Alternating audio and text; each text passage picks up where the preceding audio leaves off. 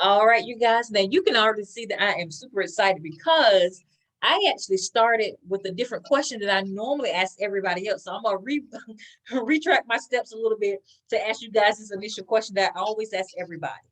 When you hear the term or the phrase someday, what comes to your mind? Someday we gonna be moving from a husky and feet. All right, so your mind went towards a goal that you guys have set. What else Yes. comes? Okay. What else comes to your mind when you hear that term someday? If someone says like someday so and so and so, or you just hear the word, what else comes to your mind? What come to my mind is someday I'm gonna be successful. Mm-hmm. I'm gonna be successful, and someday I'm gonna be able to uh, have my own business. Yeah. You gonna say something? I see you ready, Mom. You got something to add? Yes, that term someday remind me how if we are not carefully, Careful. we will miss very important dreams and goals that should something about this someday if we're not careful is have a tendency to push things backward and in our back burner of our mind, things that actually needs to be taken care of and done now, because there is a time and a season for everything.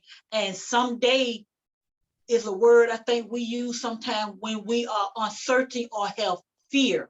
And if you're not careful about it someday, if you're not careful about that someday, you'll miss beautiful opportunity, whether it's for traveling, relationship, exploring, whatever.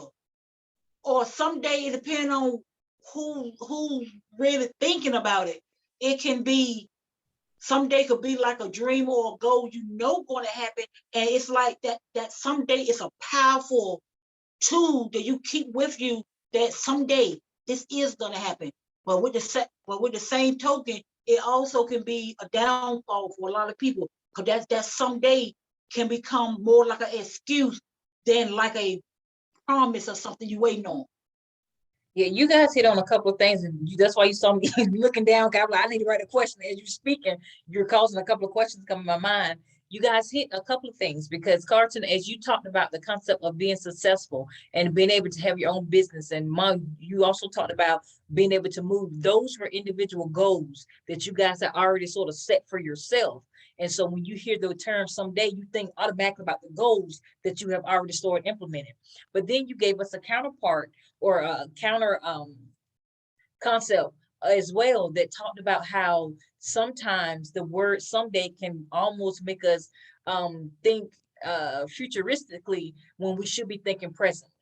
And so instead of thinking like, oh my God, in the future, this is going to happen, this is going to carry out, I'm going to do X, Y, and Z. But we need to think about how those same things can happen in our present if we put forth the right steps and things of that nature in our lives and the effort that's needed in order to carry it out. Because, of course, like we think about faith and works. And people are like, oh, you got to have faith in order to please God. And you got to do X, Y, and Z. So have faith and things are going to happen. That's true. But you also have to be busy. You also have to be active. Your faith has to be activated. It's activated by your actions. Of course, your words, but your action supports that. And so I think you guys sort of gave a beautiful view of that when you talked about your goals, personal goals, but then also externally, things that how people sometimes can view things for a distance when it should be more closer in their eyesight. Right. Now, one of the things that you said that made me think of a question, I was over here busy trying to write it down, was the concept of fear, love and fear. I read something the other day that says most relationships are formed or developed through either love and or fear. That's either by choices and things of that nature. Do you believe that some people enter or remain in relationships that are out of fear of like being by themselves, They know that it's not really a positive relationship, but they're sort of scared of being out there by themselves. So they choose just to remain in a relationship. Do you think some people do that purposefully, or it just sort of happens along the way? I think they do it personally concerning the fear, because they wanted to make sure that they do have that security. Mm, that's major right there, because a lot of people, men and women, look for security in different things. Now, a lot of times when we hear security, society would say, "Oh, that's just a woman. A woman is looking for security in a man." But men also look for aspects of security too, of knowing like, if I do all this and I work and carry all this stuff out, all this is going to be taken care of in my absence. So all this is going to be, okay when I return. So he's looking for that security in that element too. So I like that answer, Carlton. Ma, I saw them wheels turn. I saw the wheels turning. What you gonna add? Yes. Can you kind of ask the question again? You said, do they? The concept of living in love or living in fear.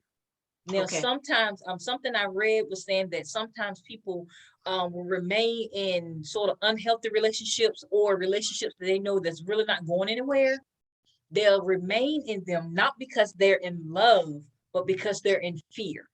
So do you think that there are more relationships out there that people sort of remain in out of fear, knowing that it's not really going anywhere, but they stay there because they're fearing to be by themselves, they're fearing of the unknown, they're fearing whether I'm going to be able to cover all this stuff in my household by myself now? What are your thoughts and views on that? I really do believe there are more people in this hour that are together for security. They're afraid to leave because of fear, because we are living in a time where there are so much going on.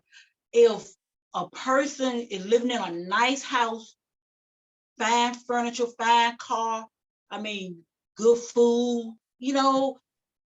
and that even though they may not love that person, but the thought of leaving this person and to live on the street or live in a car or to live in a community where they are scared for their life, but that's all they can afford. I believe some people will stay. And I believe a lot of people are doing that now. They stand together in a relationship because of fear of being alone. And it's that security of having somebody else there.